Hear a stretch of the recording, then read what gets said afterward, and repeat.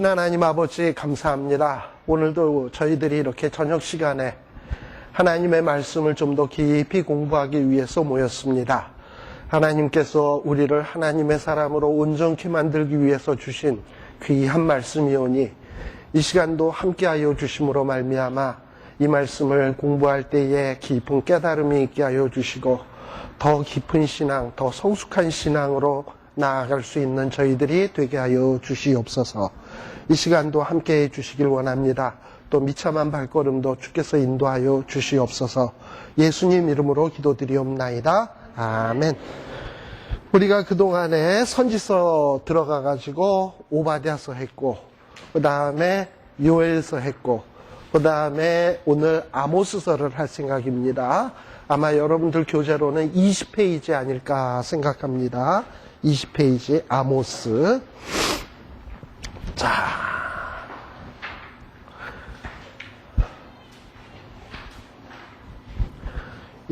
우리가 선지서를 참 구약 성경에 늘 있는 책인데 많은 분들이 이 선지서를 좀 잘 아는 사람이 그렇게 또 많지 않아요. 뭐 이렇게 보고서는 뭐 심판하신다 하면 이거 무서운 얘기구나. 구원이 있다 그러면 좋은 얘기구나. 뭐 이 정도 넘어가지. 이 말씀이 구체적으로 왜 이렇게 되고 우리에게 무슨 의미를 전달하려고 하는지 어렴풋이 짐작은 오지만 좀 이렇게 착착 소화되게 이해하는 사람들이 별반 없습니다.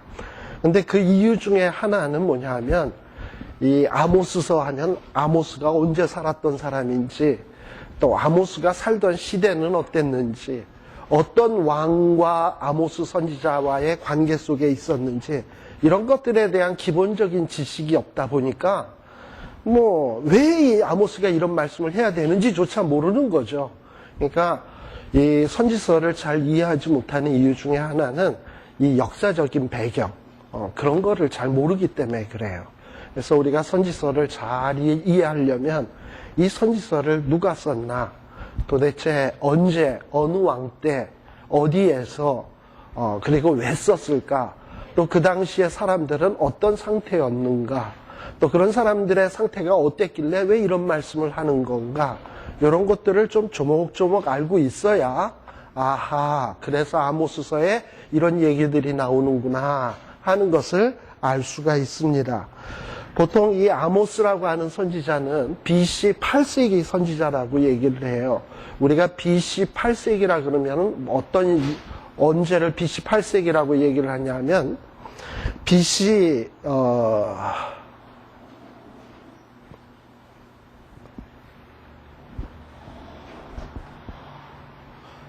잠깐만요. 이게 카메라가 뭔가가 약간 삐뚤어진 것 같아요.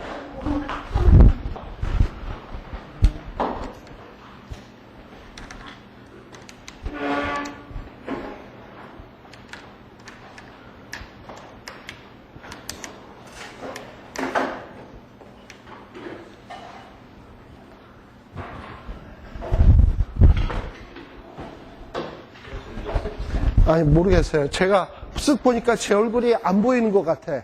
그러니까 아니나 다를까 보니까는 제 얼굴이 잘린 상태에서 요 옆에만 나가고 있었어요. 자, 계속 하겠습니다.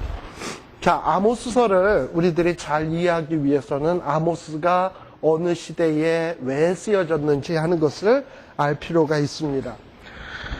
이 아모스서를 쓴 아모스는 사람 이름이에요. 선지자의 이름입니다. 근데 이 아모스라고 하는 이름은요, 여기 이 선지서에 나오는 아모스도 있습니다만 또 하나 아모스라고 하는 분이 또 있어요. 저게 여러분들 그 20페이지에 밑에 보면은 그 각주 16번 해가지고 아모스하고 짐진자 이렇게 돼 있죠. 아모스라고 하는 이 선지자의 이름의 뜻은 짐진자라는 뜻이에요. 무거운 짐을 진 자. 아마도 여러 가지 쉽지 않은 가운데서 선지자 활동을 했기 때문에 그 이름도 아모스가 아닐까 싶어요. 근데 아버지가 어렵지 않은 가운데 선지자 할 거라고 아모스라고 이름을 짓게 했겠습니까? 많은 아무튼 이 아모스라고 하는 이름의 뜻은 짐진자라고 하는 뜻이에요. 원래 이제 조금 이따 얘기하겠습니다만 아모스라고 하는 사람은 원래 이 북이스라엘과 남방 유다로 나눠져 있을 때 남방 유다 사람이거든요. 만일에 우리 대한민국으로 친다면 남한 사람이란 말이에요. 남한 사람인데 선지자 활동을 어디 가서 하는 거냐면 북한에 가서 하는 거야. 그러니까 남한에 있는 사람이 북한 가서 뭐 북한 선교를 한다 그러면 그거 쉬운 일 아니잖아요. 그러니까는 이 아모스는 남방 유다의 사람으로서 북이스라엘에 올라가 가지고 선지자 활동을 했기 때문에 뭐 북이스라엘에 가서 참 박해도 많이 받았어요. 나중에 여러분들이 아모스 7장에 보게 되면 북이스라엘에 있는 거짓 선지자 아마샤라고 하는 사람이 너는 왜 남방 사람이 이곳까지 와가지고 선지자 활동을 하려고 그러느냐? 너는 고향으로 돌아가서 거기서 떡이나 먹고 거기서나 예언해라. 여기 와서 이렇게 뭐 선교 안내하고 이러지 말고 하고 막 이렇게 꾸짖고 모함하고 이런 참 어려운 일들을 많이 당하거든요. 그런 면에서 이 아모스라고 하는 이름의 뜻이 짐진자, 참 어려운 짐을 진 자죠. 그러면서 선지자 활동을 한 사람입니다. 근데 이 아모스라고 하는 이름이 또 어디에도 나오느냐 하면 말이죠. 이사야 선지자의 아버지, 이사야 선지자의 아버지도 한글로는 아모스로 나와요. 그런데 히브리어로 보게 되면 아모스, 선지자 아모스는 그냥 아모스 하고 발음이 스무스한 스인데 이사야의 아버지 아모스는 아모츠야. 츠. 이빨 츠 소리 나는 아모츠예요. 예. 그러다 보니까 이게 히브리어로는 전혀 다른 뜻이에요. 이사야의 아버지 아모츠는 누구냐 하면은 이름이 강한 자라는 뜻입니다. 그래서 아하, 우리 한글로 아모스라고 이름이 나오지만 이거는 한글로 이름이 같을 뿐이지 이사야의 아버지 아모스하고 선지서 아모스하고는 다른 사람이로구나 라는 것을 여러분들이 먼저 좀 상식적으로 알았으면 좋겠다라고 말씀을 볼 수 있어요. 근데 이 아모스라고 하는 선지자는 BC 800년, 그러니까 예수님 오시기 전 한 800년 전에서부터 한 750년 전까지 한 50년간 선지자 활동한 인물로서 보통 학자들은 이야기를 합니다. 그럼 어느 시대에 선지자 활동을 하던 사람이냐? 아모스는 남방 유다에서는 누가 왕이었냐면 우시야 왕. 우시야가 왕이 된 지 얼마 안 됐을 때예요. 우시야 왕이고 저 북쪽에는 누가 왕이었냐면 여로보암. 요 여로보암은 북이스라엘이 솔로몬 다음에 나라가 둘로 나눠지잖아요. 그 여로보암이 아닙니다. 여로보암과 르호보암이 아니고 한참 지난 뒤에 여로보암이에요. 그래서 보통 우리가 이야기할 때는 성경에는 그냥 여로보암이라고만 나옵니다만 우리가 이게 구분짓기 위해서 처음에 북방 이스라엘을 세운 여로보암은 여로보암 1세라 그러고 그 다음에 나중에 이 아모스가 활동하던 당시에 이 왕은 여로보암 2세라고 얘기합니다. 그러니까 뭐 여로보암 1세, 여로보암 2세니까 아 이거 부자지간 아닌가 뭐 이렇게 생각하기 쉬운데 전혀 그렇지 않아요. 전혀 혈연적으로도 관계가 없고 이름만 같을 뿐이에요.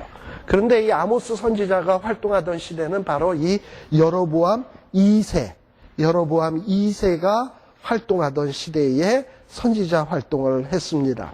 여러분들 잘 알다시피 이 이스라엘 나라가 솔로몬 왕 때까지는 하나였어요. 남북이. 근데 솔로몬 왕이 이 말년에 들어서 여러 축첩 부인들 많이 두고 우상 숭배하고 타락하기 시작을 해서 이 솔로몬이 죽고 난 다음에는 하나님이 어떻게 보면 징계로서 나라를 두 동강이로 나누셨죠.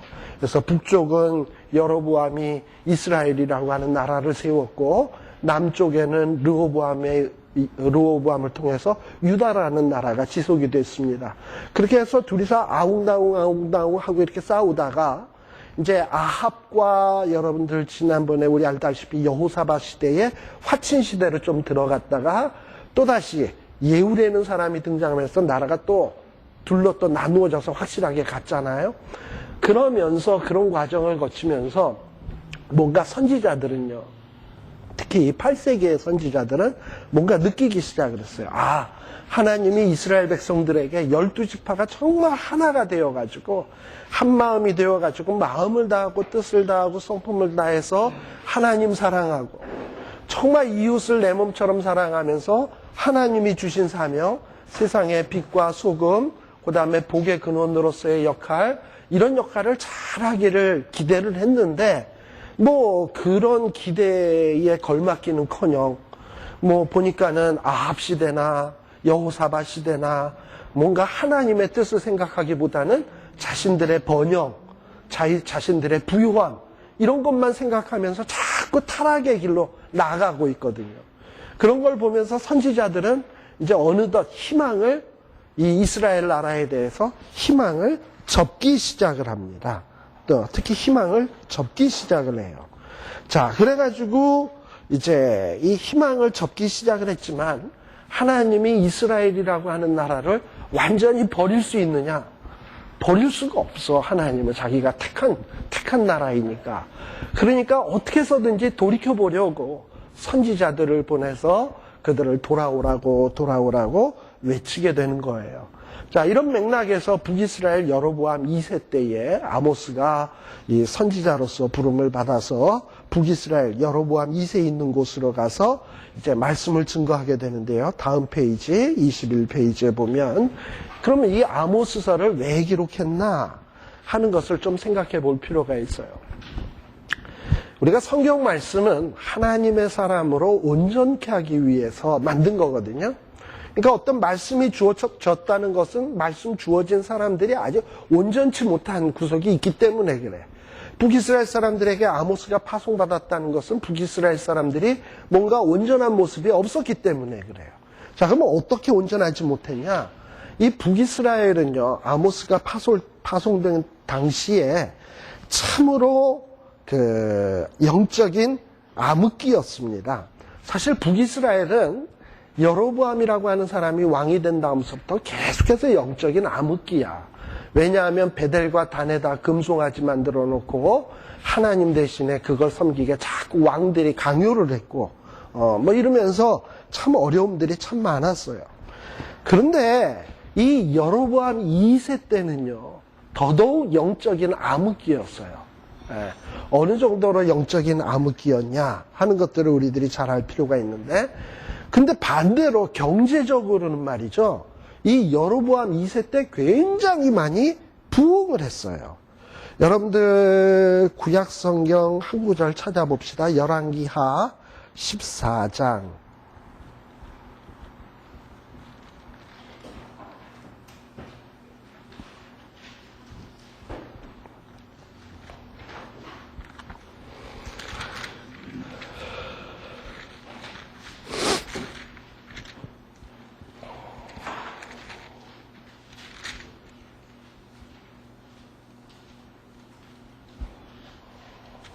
자, 14장에 한번 보십시다. 14장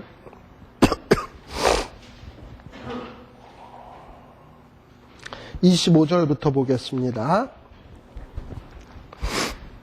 이스라엘 하나님 여호와께서 그 종 가드 헤벨 아밋대의 아들 선지자 요나로 하신 말씀과 같이 어느 때에 여로보암이 이스라엘 지경을 회복하되 하맛 어귀에서부터 아라바 바다까지 하였으니, 하맛 어귀 하니까 여러분들이 감이 안 오죠? 하맛 어귀면 어디냐면 저 북쪽, 남한으로 치면은, 우리 대한민국으로 치면 저 만주에서부터 시작해서 아라바라 그러면 어디냐 하면은 저 제주도까지라고 보시면 돼요. 그러니까 하맛 어귀서부터 아라바까지 지경을 회복했다 그랬어요. 예. 자, 아라바까지 이렇게 북이스라엘이 그 영역을 팍 확대를 시켰어요. 심지어는 이때 남방 유다에는 우시아가 왕이었지만 우시아도 이 여로보암한테 꼼짝 못할 정도로 세력을 확대를 한 거예요. 그런데 이렇게 북이스라엘을 하나님이 이렇게 크게 부흥시킨 데는 이유가 있는데, 26절 다 같이 읽어봅시다. 요 구절이 중요해요. 시작. 이는 여호와께서 이스라엘의 고난이 심하여 매인자도 없고 노인자도 없고 이스라엘을 도울 자도 없음을 보셨고. 자, 여기에 보면은 북이스라엘이, 하나님이 이렇게 북이스라엘이 왜 이렇게 갑자기 땅을 많이 점령하고 갑자기 이렇게 부흥하게 됐냐 하면, 북이스라엘이 너무 영적으로 고난이 심해. 희망이 없어. 이러다 망하겠어. 그래가지고, 그런데 또 이스라엘을 누군가가 도와줘야 되는데, 영적으로 도와줘야 되는데, 도와줄 자도 없어. 그래서 하나님께서 이 북이스라엘을 불쌍히 여기셔가지고, 갑자기 여로보암 2세 때에 나라를 부흥시키게 해준 거예요. 그러니까, 여로보암 2세라고 하는 왕이 잘나서 하나님 앞에 신앙생활을 잘해서 정말 하나님 보시기에 합당하기 때문에 하나님의 은혜를 주셔서 나라를 번성시킨 게 아니라, 워낙에 그 시대에 사는 이스라엘 백성들이 영적으로 암흑으로 돼 있고 누군가가 구원해 줄 자도 없고 정신 차릴 이것도 안 되니까 이러다간 안 되겠거든. 그러니까 갑자기 부흥을 한번 준 거야. 부흥을 한번 줘서 이 부흥이 됐을 때 좀 정신을 차려서 하나님을 좀 잘 섬겼으면 좋겠다 하는 마음으로 갑작스럽게 부흥을 막 시켜주신 거예요. 자, 근데 이 부흥이 어떻게 이루어지게 되었느냐 하면 말이죠. 이 아모스 때 말이죠. 이 여로보암 2세 왕 때 왜 여로보암 2세가 이렇게 나라가 부흥하게 됐냐 하면, 우리가 이미 그거 기억나시나요? 북이스라엘의 예후라고 하는 왕 기억하시나요? 예후가 이 왕이 된 다음에 이 바알 종교들을 다 때려 부셨거든요. 그래가지고 하나님이 예후 왕을 이쁘게 여겨가지고 너는 너 다음에 5대에 걸쳐서 왕 노릇하리라 하고 해가지고, 이 북이스라엘은 2대까지 간 왕조밖에 없어, 거의. 근데 5대까지 간 왕조는 예후 왕가가 유일해요. 그런데 이 예후 왕가가 왜 이렇게 5대까지나 갈 수 있었냐 하면, 바로 예후가 바알 종교들을 다 때려붙였거든요. 근데 이 예후가 죽고, 그 다음에 예후 다음에 이렇게 5명의 왕들이 있었던 가운데, 그 중에 하나가 누구냐면 이 여로보암 2세야. 예후 왕가의 4번째 왕이 이 여로보암 2세예요. 근데 이 예후가 왕이 된 다음에 워낙에 아합 시대에 있었던 많은 그 신하들, 지식인, 정치인, 뭐 이런 사람들을 싹 다 죽여가지고, 아합과 관련된 사람들을 싹 다 죽여가지고, 이 북이스라엘에 인재가 없었어요. 인재가 없다 보니까 나라의 힘이 굉장히 쇠약해져가지고, 정말 나라가 있기는 하되 이건 뭐 진짜 나라가 아니다시피 할 정도로 정말 끊어질 듯 끊어지지 않는 그런 식으로 나라가 진행되고 있었습니다. 근데 그런 때도 망하지 않았던 이유는 뭐냐 하면, 하나님께서 예후랑 맺었던 약속 때문에 그래요. 내가 5대까지 가게 해주겠다. 그러니까 예후 왕조는 얇고 길게 간 왕조예요. 심지어는 예후의 한 손잡벌인 여호아스라고 하는 왕 때는요, 나라의 병거가 10승밖에 없었어. 10승, 10개밖에 없었어. 그 정도로 나라가 시원치 않을 정도로 그랬는데, 갑자기 여호아스 다음에 요아스라고 하는 사람이 왕이 되고, 그 다음에 여로보암 2세가 왕이 되면서 나라가 갑자기 확 부흥을 하기 시작을 한 거야. 근데 그 부흥을 하게 된 원인이 뭐냐면, 아까 열왕기에서는 뭐라고 얘기를 했냐면, 하나님이 이스라엘 백성들을 불쌍히 여기셔서 도울 자가 없음을 보시고 긍휼히 여기셔서 여로보암 2세 때 나라를 부흥시켜 준 거예요. 근데 이 부흥이 어떻게 이루어졌냐, 뭐 여로보암 2세가 전쟁을 잘해서 막 승리해서 이겼냐 하면 그게 아니라, 이 여로보암 2세 때에 갑자기 그 북쪽에 다메섹, 그러니까 수리아라고 하는 나라가, 여러분들 지도 한번 볼까요? 지도가 몇 페이지에 있었더라.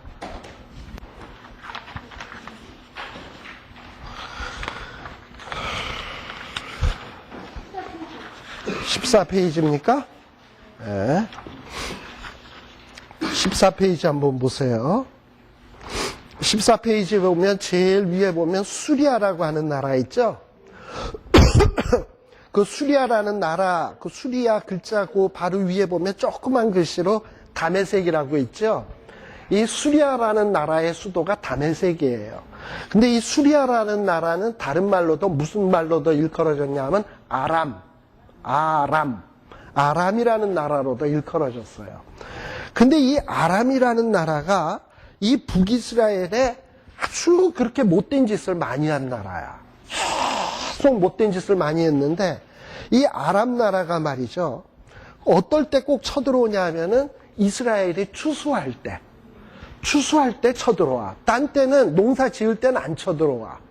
추수해서 추수가 끝날 때쯤 쳐들어와 가지고는 싹 쓸어가. 그러니까 이스라엘 백성들은 1년 내에 농사 지은 거 가을 되면 아람 나라한테 싹 다 뺏기는 거예요.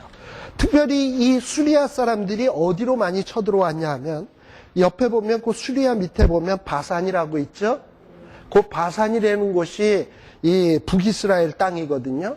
근데 이 바산이라는 곳이 굉장히 기름진 땅입니다. 기름진 땅이라서 무슨 이런 그 낙농업, 그러니까 양을 치고 뭐 소를 치고 뭐 이 소를 키우고 아무튼 이런 농업에 굉장히 발전한 곳인데 거기에 맨날 쳐들어와서 다 싹 쓸어가는 거예요. 예. 그래서 이 북이스라엘 입장에서는 항상 이 아람 나라면 원수 같은 놈들 이러고 있었어요. 그런데 갑자기 이 여로보암 2세 때서부터는 말이죠. 이 수리아라고 하는 나라가 쳐들어오질 않는 거야, 갑자기. 왜 안 쳐들어오냐면 이 수리아 이제 우측으로 지도에는 안 나와 있습니다만 수리아 우측으로 보면은 무슨 나라가 있냐면 아수르라고 하는 나라가 있어요. 아수르라고 하는 나라가 있는데 갑자기 아수르라고 하는 나라가 막 강해지니까 이 아람 나라가 북이스라엘에 쳐들어올 겨를이 없는 거야. 아수르를 막느라고. 그러니까 갑자기 이스라엘 나라는 맨날 찾아오던 불청객들이 안 찾아오니까 얼마나 기분이 좋겠습니까? 그러더니만 아수르가요, 갑자기 이 수리아라고 하는 나라를 잡아먹어버렸어. 그러니까 이제 아수르가 누구를 쳐들어올 사람이냐면 북이스라엘을 쳐들어와야 되는데 이 아수르 위에 지금의 터키 쪽에 이 우라르트, 아라랏이라고 하는 곳 있죠? 우라르트에는 그 야만족들이 많이 살거든요.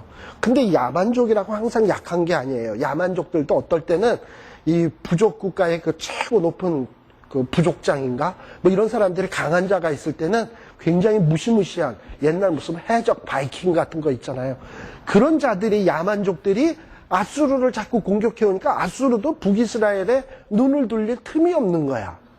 그러다 보니까는 졸지에 이스라엘은 완전히 그 고래 싸움에 새우등 터지는 게 아니라 지들끼리 싸우는 거 보면서 어부지리라 그러는 거죠. 자기네들은 그냥 평화를 어부지리로 얻은 거예요. 그러니까 여로보암 2세가 뭐 전쟁을 잘하고 뛰어난 지략가고 외교를 잘해서가 아니라 그냥 주변에 있는 나라의 국제 정세가 자연히 북이스라엘 쪽으로 유리한 쪽으로 움직여졌기 때문에 나라가 평안해지기 시작을 한 거예요. 그러니까 이 평안은 누가 주신 거다? 어떻게 보면 하나님이 주신 거예요. 그러니까 하나님은요, 어떨 때는 이 여로보암 2세처럼 신앙이 썩 훌륭하지도 않은데도 불구하고 거기 있는 백성들을 불쌍히 여기셔가지고 그 왕 때에 평안함을 주시기도 해요. 그러니까 우리가 어떨 때는 이런 기도도 좀 해야 될 것 같아요. 이북에 있는 김정일이를 하나님이 절대 이뻐하실 리는 없지. 그러나 어떨 때는 북한에 있는 지하교회도 있고 거기에서 정말 힘들게 신앙생활하는 사람 있잖아요. 그런 사람들을 우리가 위해서 중보 기도를 해야 된다고. 하나님, 저 김정일이는 믿지만 거기 있는 백성들을 불쌍히 여기소서 하면 하나님이 그 기도를 들으시고 어떤 국제정세를 막 움직이셔가지고 김정일 정권이 와르르 무너지게도 하실 수 있는 거라고요. 예. 근데 바로 이 여로보암 2세 때에 바로 이렇게 갑자기 나라가 부흥하기 시작을 했어요. 근데 생각이 똑바로 막힌 사람이 부자가 되고 부흥이 되면 문제가 없는데 이 생각이 똑바로 베끼지 않은 것들이 부자가 되면 이게 문제거든. 예. 바로 여로보암 2세 때가 바로 그래요. 그래서 여러분들 21페이지에 중간 약간 위에 보면은 또 한 가지 생각할 것. 자, 그러면서 여로보암 시대에는 영적으로는 암흑기나 경제적으로는 신랄한 대단한 부흥이 있다 그랬죠? 그렇지만 이때부터 이 북이스라엘은 극도로 타락하기 시작을 했어요. 나라가 부흥하다 보니까. 어떻게 타락했냐?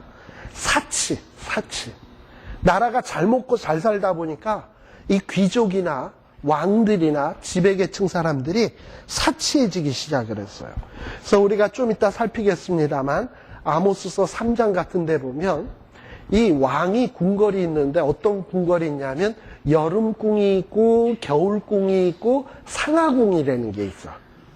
그러니까 여름궁, 겨울궁은 말 뜻대로 딱 감이 오시죠? 여름에 시원하게 하기 위해서 주신 궁궐인 것 같고, 지은 궁궐인 것 같고, 또 겨울궁은 따뜻하게 하기 위해서 지은 궁궐일 것 같고, 상하궁은 뭘까? 상하궁은 코끼리 상하 같은 걸로 장식을 해가지고 만든 궁인데, 이거는 지금식으로 얘기하면 우리가 옷을 입을 때 동복, 하복, 또 뭐가 있죠? 춘추복이라는 게 있잖아. 그러니까 바로 상하궁은 춘추궁이야. 봄, 가을에 가는 궁, 선선할 때 꽃도 피고, 뭐 낙엽도 지고, 뭐 단풍도 지으면 아주 풍광이 좋은 곳. 이런 곳에다가 상하, 빛깔로 입혀가지고 꽃이 폈을 때 혹은 단풍이 들었을 때 그 빛깔과 아주 조화돼가지고 아름답게 보일 수 있는 그런 궁궐을 지었어요. 그만큼 사람들이 그 귀족들은 화롭게 살고 있었단 말이지. 거기에다가 이 부익부 빈익빈이라고 부자들은 점점 부자가 되고 가난한 자들은 점점 가난해져 가지고요. 심지어 어떤 일들이 벌어졌냐 하면은 우리 아모스서 잠깐 2장 6절 한번 봅시다.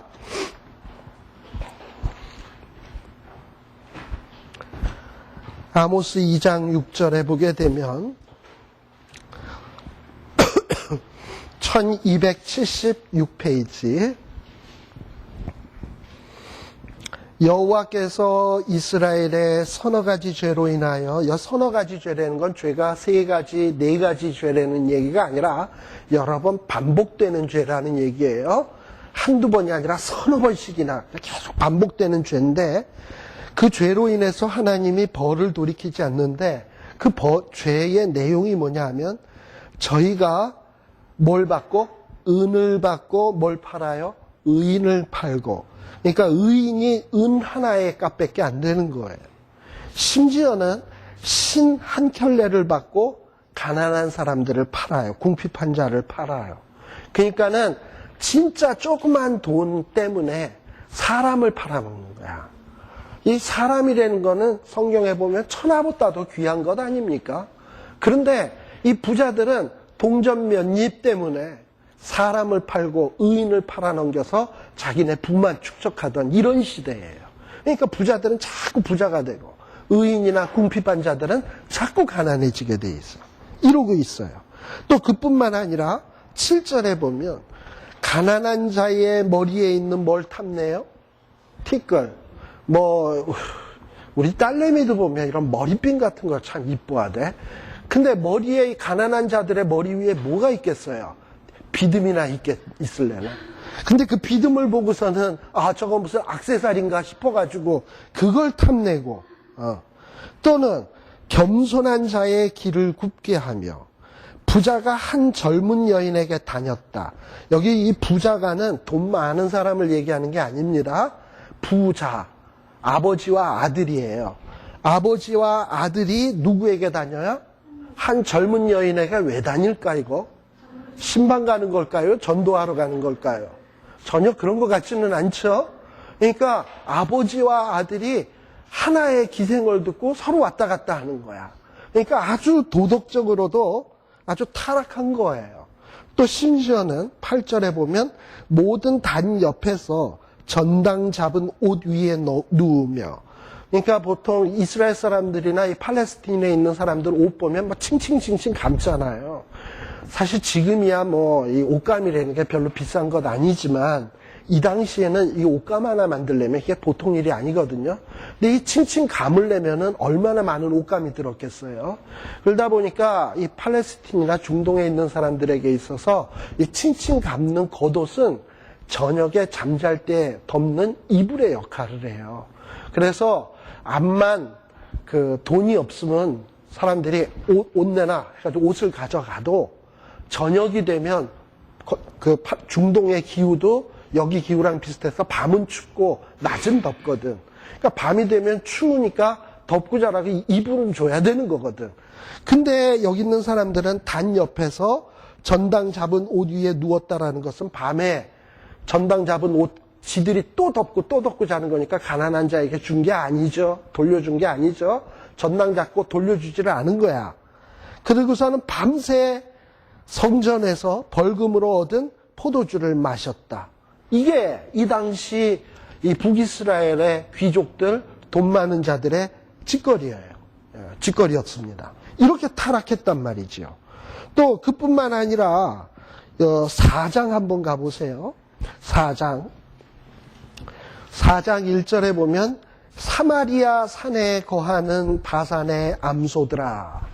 이게 뭐 음매하는 소들을 책망하는 얘기가 아니에요. 사마리아는 북이스라엘의 수도의 이름이 사마리아예요. 그런데 이 사마리아가 이 높은 지대로 돼 있기 때문에 거기를 부를 때 사마리아 산이라고 불렀던 거예요. 근데 사마리아의 산에 사는 진짜 음매하는 소를 부르는 게 아니라 사마리아에 사는 귀족들 마누라. 귀족들 마누라를 뭐라고 부르느냐 하면 바산의 암소들이라고 그랬어요. 아까 바산이라는 거 지도 봤죠? 그 바산이라는 것은 아주 풀이 잘 자라고 이래가지고 거기에서 길리워지는 소들은 말이죠. 살이 통통하게 찌고 아주 그냥 윤기가 자르르 흐르는 게 아주 기름진 소들이야. 그래가지고 이 북이스라엘의 귀족 마누라들이 하도 잘 먹고 맨날 그냥 좋은 옷만 입고 맨날 고르고만 지내가지고 기름들이 자르르 흐르거든요. 그래서 비꼬는 말로 뭐라 그러냐면 바산에 있는 소들처럼 이렇게 반지르한 것들아, 이 얘기예요. 사마리아 산에 거하는 바산의 암소들아 하고 얘기한 거예요. 이 말을 들으라 하면서, 그러니까 사마리아 산에 거하는 이 귀족들 마누라들은 어떻게 살았냐? 너희는 가난한 자를 뭐 했다? 학대하며. 남편만 가난한 자를 학대하는 게 아니라 이 부인들도 그저 가난한 자들을 막 학대하고 궁핍한 자를 압제하고, 심지어는 누구에게? 자기 허스번, 가장에게 이르기를 너만 마시냐? 나도 마셔야지 해가지고 술을 가져다가 우리로 마시게 하라는도다. 이러면서 맨날 부어라 마셔라, 어떤 이런 쾌락적인 것, 활락적인 것만 추구하던 것들이 사마리아의 귀족들의 마누라들의 삶이었습니다. 그러니까 뭐 귀족들이라는 게 남자들이든 여자들이든 그냥 할 것 없이 다 타락해가지고 그냥 그런 거야. 왜 하나님이 자기네들에게 경제적인 부흥을 주었는지, 그동안에 이 예후왕가가 끊어질 때 어렵게 살아오다가 갑자기 이렇게 부흥하게 됐을 때 왜 하나님이 이런 은혜를 주시는지, 이런 거에 대한 생각은 전혀 하지 않고 요때다 이러고서는 부어라 마셔라 즐겨라 이러고선 사는 거죠. 예. 그러니까 이 시기를 영적인 암흑기라고 얘기를 하는 거예요. 그러니까 바로 이렇게 영적으로 병 들어가니까 이게 하나님의 사람으로 온전한 모습 아니잖아요. 그러니까 하나님이 도저히 안 되겠다. 이런 자들에게 뭔가 선지자를 보내서 따끔하게 책망도 해야 되겠고, 너희들이 이런 식으로 살다가는 어떤 징계가 있을 것인지 분명하게 외치도록 해야 되겠다 해가지고 하나님이 아모스라고 하는 선지자를 부르시는 겁니다. 근데요, 이 아모스라고 하는 선지자는 말이죠, 여러분들 21페이지 중간에 보게 되면 이 아모스라고 하는 선지자는 이 남방 유다 사람이에요. 그러니까 이 성경에 보면 드그와의 목자라고 되어 있습니다.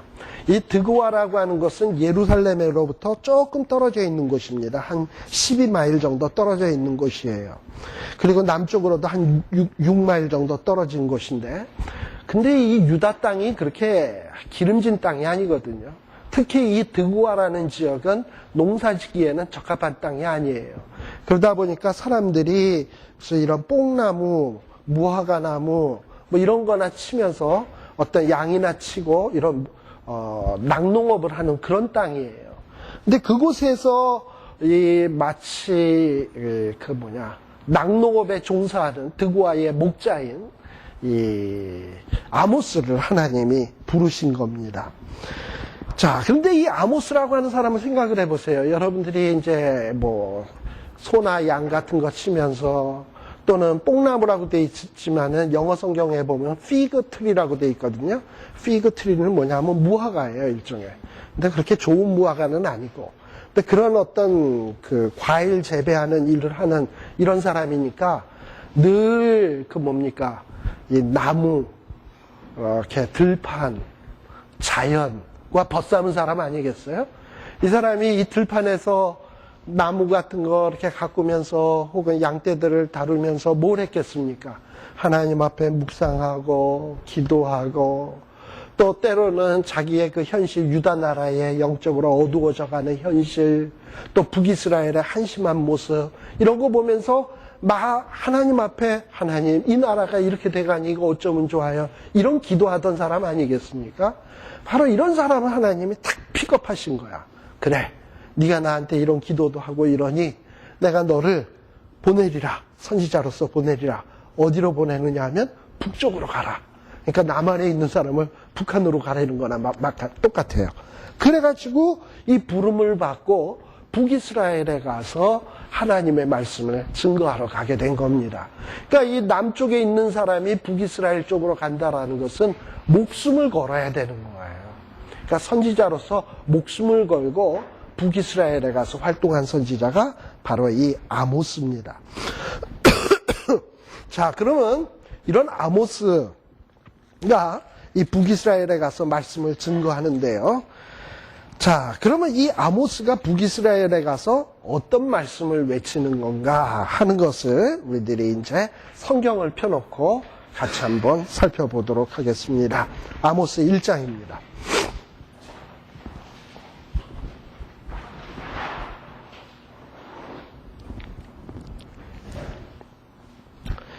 자, 이 아모스는 1장 1절에 보면 어느 시대 사람이었는지 하는 것을 분명히 밝혀놓고 있습니다.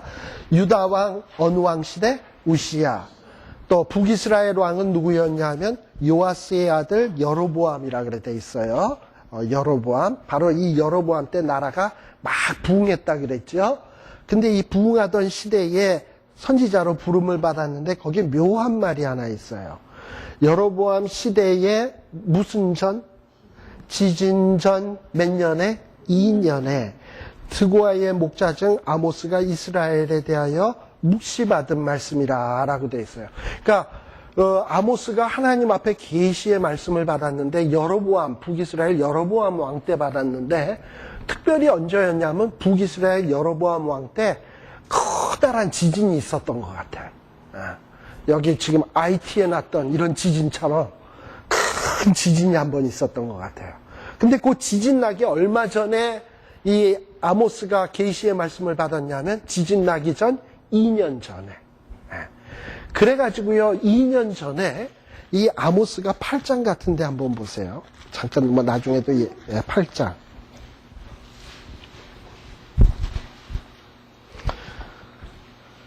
자, 8장 7절 한번 봅시다. 여호와께서 야곱의 영광을 가리켜 맹세하시되 내가 저희는 북이스라엘 사람들의 그 죄악의 그 행동이에요. 저희의 모든 소위를 영영히 잊지 아니라 하셨나니 그 북이스라엘 사람들의 죄로 인하여 뭐가 떨어? 땅이 떨지 않겠으며 그 가운데 모든 거민이 애통하지 않겠느냐. 온 땅이 하수에 넘침같이 솟아오르며 애굽 강같이 뛰놀다가 낮아지리라. 나 이거 무슨 모습 같습니까? 근데 이런 계시의 말씀을 아모스가 언제 받은 거냐면 지진 나기 2년 전에. 그리고 지진 나기 2년 전에 누구에게 외치는 거예요? 지금 범죄했던 이스라엘 백성들에게 외치는 거예요. 너희들이 요따우로 행동하다가는 하나님이 너희들의 그 행동들을 잊지 않고 기억했다가 심판할 건데 그로 인해서 이 땅 위에 지진이 일어나게 되는데 뭐 땅이 뛰놀다가 휙 솟아올랐다가 꺼져 내리고 그리고 너희들이 이로 인하여 한 번 더 시겁하리라. 지금 이 얘기를 하고 있는 거거든. 근데 아모스가 이런 말씀을 외칠 때에 북이스라엘 사람들은 듣고 그래요? 우리가 회개해야 되겠네요. 가슴을 치며 회개했을까요? 아니면 이 얘기하는 거에 대해서 미친놈, 별 어디서 온 것이 헛소리하고 앉았네, 이러고 얘기했을까요? 2번이 맞겠죠? 우리 성경 공부하시는 분 너무 잘한다니까. 2번이 맞는다니까. 그러면서 2번이 맞는다고 이렇게 세월이 지나갔어. 그러다가 요 말 한 시점으로 2년이 딱 되었는데 갑자기 우르릉 꿍꽝 하더니 그냥 애굽강이 올라갔다 내려가는 것처럼 막 이렇게 움직일 때 무슨 말이 생각이 날까? 아모스의 말이 생각이 나겠죠. 예. 그래서 아마도 요 지진이라고 하는 것이 굉장히 이 여로보암 2세 때의 어떤 중요한 포인트가 되는 지점입니다. 그래서 아무튼 이런 지진을 앞두고 이 아모스가 이미 지진 날 것을 계시로 받았어. 그리고서는 말씀을 외치기 시작을 하는 겁니다. 그래서 북이스라엘에 가서 말씀을 외치는데 뭐라고 외치냐? 2절에 보면 저가가 누구겠습니까? 아모스겠죠. 아모스가 여호와께서 시온에서부터 부르짖으시며 예루살렘에서부터 음성을 발하시리니 목자의 초장이 애통하며 갈멜산 꼭대기가 마르리로다 라고 되어 있어요. 특별히 이 북이스라엘은 말이죠. 여로보암, 그러니까 처음 북이스라엘을 세웠던 여로보암, 르호보암하고 대비되던 여로보암은요, 자꾸 이 북이스라엘 사람들이 남쪽으로 절기만 되면 내려가니까 못 내려가도록 하기 위해서 두 곳의 장소를 정했어요. 남쪽에는 베델, 북쪽에는 단. 이런 곳에 두 곳을 딱 정해가지고 거기에다 금송아지를 세워놓고 너네들 예루살렘까지 갈 필요 없다. 여기에도 금송아지 있고 이 금송아지는 너희를 애굽 땅에서 인도해낸 여호와니까 여기서 예배해도 좋다 해가지고 이스라엘 백성들을 못 가도록 꽉 붙잡아놨던 데가 베델과 단이에요. 그래서 자꾸 선전하기를 뭐냐 하면 하나님이 시온에만 계시는 게 아니다. 예루살렘에만 계시는 게 아니다. 베델과 단에도 있다. 이렇게 자꾸 거짓 선전을 했거든. 그러나 아모스는 가서 확실하게 선언을 하는 거예요. 하나님의 심판은 하나님이 계신 데서부터 시작이 되는 거다. 그러니까 어디서 심판의 말이 선포되느냐 하면 예루살렘에서, 시온에서부터 하나님이 심판을 선언할 거예요. 그러니까는 이 말은 어떻게 보면 북이스라엘의 베델과 단을 부정하는 거지. 거기는 하나님이 계신 곳이 아니라는 거지. 예루살렘과 시온이 하나님이 계시는 곳인데 거기서부터 하나님의 심판이 시작될 거다 하고서 심판의 메시지를 가서 담대하게 외치는 거예요. 근데 여러분들 생각해 보십시오. 남방 유다에서 뜨내기 같은 사람이 갑자기 와서 자기네들에게 뭐 이렇게 심판의 메시지를 전한다면 듣기 좋겠습니까? 듣기 싫겠습니까? 근데 이상한 사람이 와서 좋은 얘기는 안 하고 맨 심판 얘기만 하면 듣기 좋겠냐고요. 근데 이 아모스라고 하는 사람도 바보는 아니거든. 자기가 가서 개인이 말 잘못했다간 말 한마디도 하기 전에 댕강 목 날라갈 수 있다는 걸 딱 아는 사람이에요. 그래가지고 아모스는요, 참 지혜로워가지고 아주 그 하나님의 말씀을 증거하는데, 전략이라 그러나? 말씀을 증거하는 전략이 있어. 아주 계획이 있어. 그래가지고 어떻게 하면 북이스라엘 사람들이 자기의 말에 귀를 기울일까? 요걸 연구를 많이 한 것 같아. 그래가지고 처음에 2절에 보면 하나님이 심판하신다 이러니까 사람들이 저거 뭐야 하고 쳐다봤을 거 아니에요? 그래 놓고서는 갑자기 3절서부터 어떤 식으로 말씀을 증거하기 시작하냐 하면 하나님이 말씀하시는데 누가 망하느냐 하면 다메섹, 아까 다메섹 얘기했죠? 수리아의 수도라 그랬죠? 그러니까 이스라엘 사람 입장에서 보면 어떤 나라? 원수 같은 나라. 망했으면 하는 나라. 근데 그 망했으면 하는 그 나라가 서너 가지 죄, 다시 말하면 여러 번 반복되는 죄로 인해서 하나님이 벌을 돌이키지 않는데 이들을 하나님이 심판하시는데 왜 심판하냐? 이 다메섹 사람들이 철 타작기로 타작하듯 길르앗, 아까 길르앗이 어디냐 하면 그 바산에 있는 땅이에요. 길르앗을 압박하였다 그랬어. 그러니까 이 다메섹 사람들이요, 타작기, 그 저팔계가 갖고 다니는 그런 거 있잖아. 이런 거 들고 쳐들어와가지고 추수할 때 되면 이스라엘 백성들은 그거를 그냥 디립다 그냥 두들겨가지고 곡식 뺏어가고 맨날 그랬어요. 예. 그래가지고 하나님이 그거 죄들을 다 기억하고 있다가 그 다메섹들을 심판하시겠다는 거야. 그래서 이 하사엘은 누구냐면 4절에 이 하사엘, 그 다음에 베나닷, 이거는 바로 다메섹의 왕들이에요. 다메섹의 이 하사엘과 베나닷의 이 궁궐들을 사르겠다. 불태우겠다. 그리고 그들을 다 꺾어버리겠다. 이러고 얘기를 하니까 아모스가 이런 얘기를 하는 것이 북이스라엘 사람들이 들을 때 복음일까요? 나쁜 얘기일까요? 뭐 예를 들면은 뭐 거짓 기사라도 좋아. 갑자기 오늘 막 저녁에 호해가 막 나오면서 김정일이 사망, 뭐 이제 김정일이가 하나님이 심판하신다, 뭐 이런 메시지가 딱 왔다 그러면 사람들 눈이 번쩍 뜨일 거 아니에요. 그것처럼 이 아모스라고 하는 선지자라는 양반이 남쪽에서까지 이렇게 탁 와가지고 갑자기 다메섹 원수 같은 나라가 망한다 그러니까 사람들의 귀가 번쩍 뜨여서 아모스의 말로 다 귀 기울여질 거 아니야. 이런 식으로 뭔가 사람들의 말을 쫙 끌어들이기 위해서 무슨 말을 먼저 해야 될까? 이거를 신경 썼던 사람이 아모스예요. 아시겠죠? 그래서 설교자는요, 여러분들도 혹시 뭐 구역예배에서 어떨 때는 인도할 기회가 있을 거 아닙니까? 뭐 길게 한다고 잘하는 거 아니야. 어떻게 하면 설교나 메시지 증거하는 거는 내가 암만 좋은 걸 내용을 준비하다 안 들으면 꽝이에요. 그렇잖아요. 그러니까 듣게끔 만들어야 돼. 그러려면 뭔가 들을 만한 내용을, 귀 기울일 만한 내용들을 딱딱 던져줘야 돼. 그렇지만 거짓말을 던져줘서는 안 되지. 던져줘서 귀를 기울이게 자꾸 붙잡아 나가야 된다고. 그러니까 아모스는 자기가 남방에서 온 사람이니까 누가 자기를 돌아보겠어. 그런데다가 자기가 북이스라엘 사람들한테 말씀을 증거할 때 누가 귀 기울이겠어요. 그러니까 나름대로 고민을 하다가 원수 나라들 망하는 얘기부터 하는 거예요. 그러고서 말씀을 증거하기 시작하는 거예요. 그러니까 이만큼 선지자라는 이름의 뜻이 제가 뭐라 그랬죠? 선포자라 그랬잖아. 하나님의 말씀을 선포하는 사람은 그 선포만 한다고 되는 게 아니라 선포한 메시지가 어떻게 청중들에게 잘 전달될 것인가를 끊임없이 고민하고 생각하고 또 그것을 메시지들을 잘 준비하는데 심혈을 기울여야 될 사람들이에요. 바로 아모스는 그런 식으로 말씀을 증거해 나가기 시작을 하는 겁니다. 자, 그러면 일단 서론적으로 1, 2, 3절까지, 3, 4절까지 했는데 이 다음 부분은 조금 쉬었다 시작을 하겠습니다.